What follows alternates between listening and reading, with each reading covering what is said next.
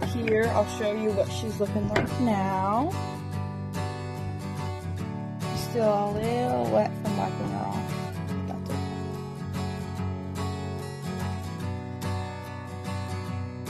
Guys, now I'm going to be taking my violin and I'm going to be gluing the back on the violin. So to do that, I'm going to use my glue. And I'm going to put enough glue on here till on my ribs until a little bit the glue pops out. And then after the glue pops out, I'm going to wipe it so there's no glue bubbling out of the sides and dries like that. And then after I do that, I'm going to use my tape as a clamp. I'm going to tightly clamp the back arms to the violin. So it will look.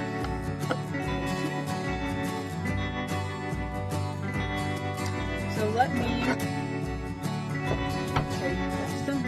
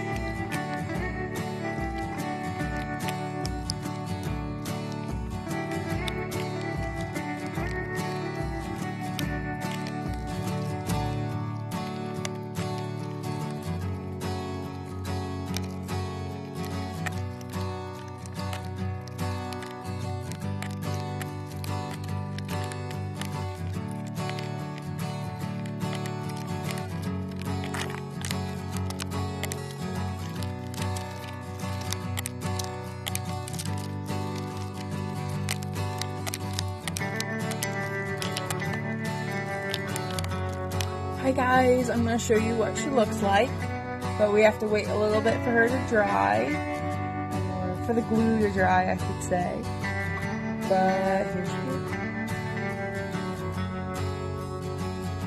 And I'll show you the back.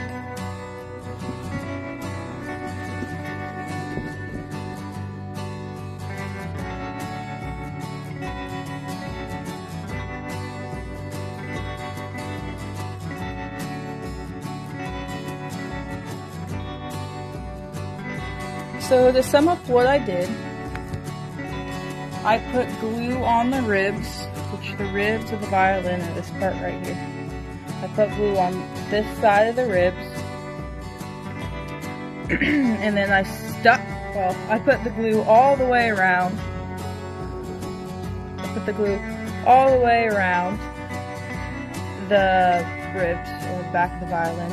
And then I put this part on, which is the back. I put it on to the ribs, and I aligned it so it would be aligned with the rest of the violin. Because I mean, if you don't do that, you don't have a working violin. And then after I did that, I squished it on there and pulled it tight with my hands and made sure some glue seeped out, because you want glue to seep out. That's a good thing. That means you have enough glue.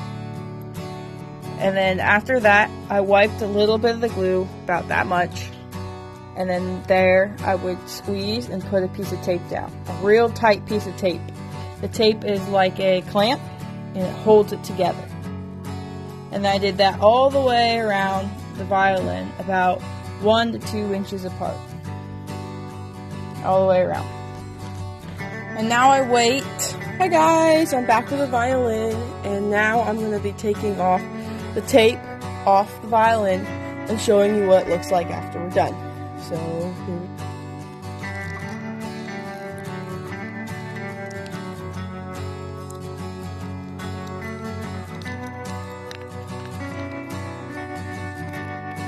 And now I'm peel off the tape. Here's the back.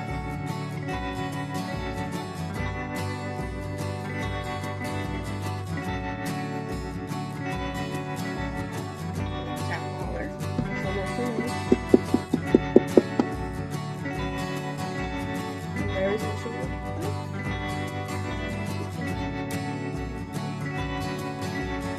still not yet a lot more work to do. But this is a giant improvement from a giant crack down the middle of the violin. So now I'm going to give a light stain using, what color is this? Cool. On. And then I'll show you a little bit because I can't hold this whole time.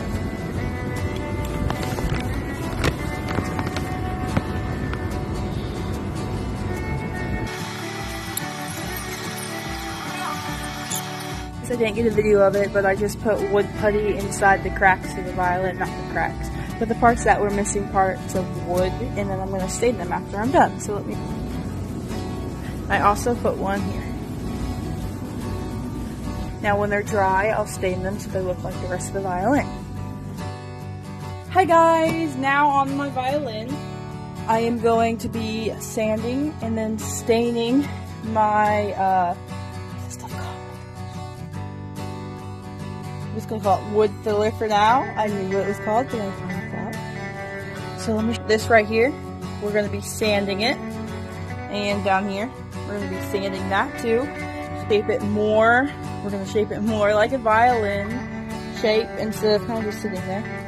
It's actually pretty close, so it's not going to need much. But I'm going to use my 800 grit because that's the largest I currently have. And then after I'm done sanding it, I'm going to stain it. So let me show you guys.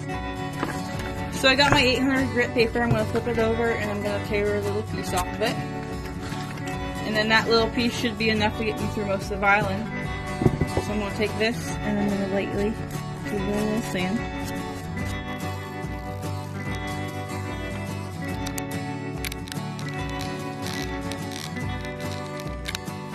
I've sanded it. I'm going to use my column and I'm going to stain over this and this. And then when I'm done, it should match the rest of the violin.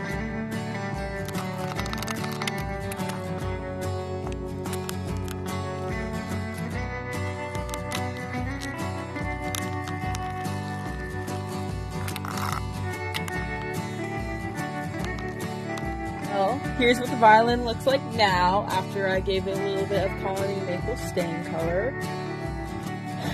It actually didn't take it as well as I planned for it to.